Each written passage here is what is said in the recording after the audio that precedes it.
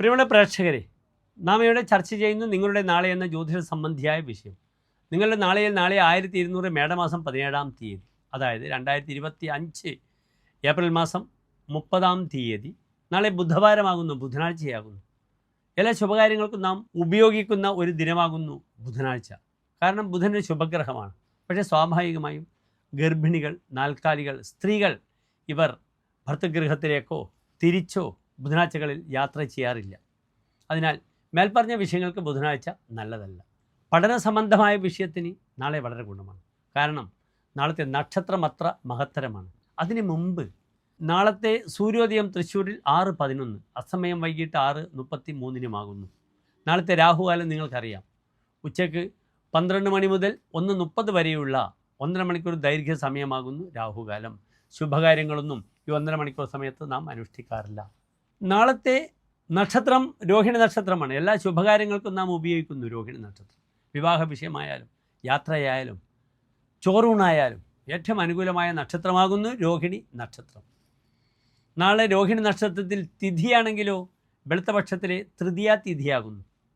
ചന്ദ്രൻ പ്രായണ ബലവാനായി അമാവാസി കഴിഞ്ഞ് ബലവാനായി വരികയാണ്. 5-ാം തീയതി വരെ ചന്ദ്രൻ ദുർബലമാണ്. പക്ഷേ തൃതീയ തിഥി അത്ര മോശമല്ല. രോഹിണി നക്ഷത്രം വളരെ നല്ലതാണ്.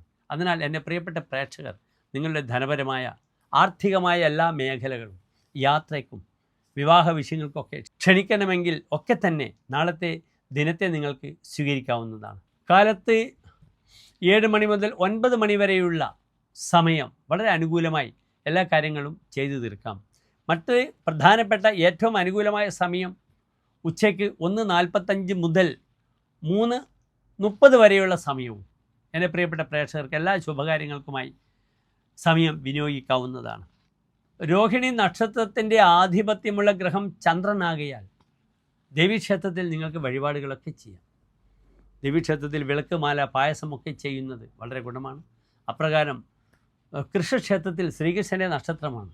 നാളെ ബുധനാഴ്ചയാണ്. കൃഷ്ണക്ഷേത്രത്തിൽ തുളസിമാല, പാൽപ്പായസം ഭഗവാന് വഴിപാടായി സമർപ്പിക്കാവുന്നതാണ്. അപ്രകാരം നിങ്ങൾക്ക് പൂച്ചയ്ക്ക് ഭക്ഷണം കൊടുക്കുന്നത് നാളത്തെ ദിനം വളരെ വിശേഷമാണ്. പൂച്ചയ്ക്ക് നിങ്ങൾക്ക് പാല് കൊടുക്കാം.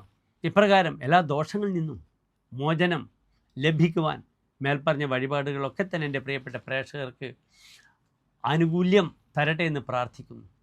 എല്ലാ പ്രിയപ്പെട്ട രോഹിണി നക്ഷത്രക്കാർക്കും നാളെ നല്ലൊരു അനുകൂല സ്ഥിതി വരട്ടെ എന്ന ആശംസകളോടെ നന്ദി, നമസ്കാരം.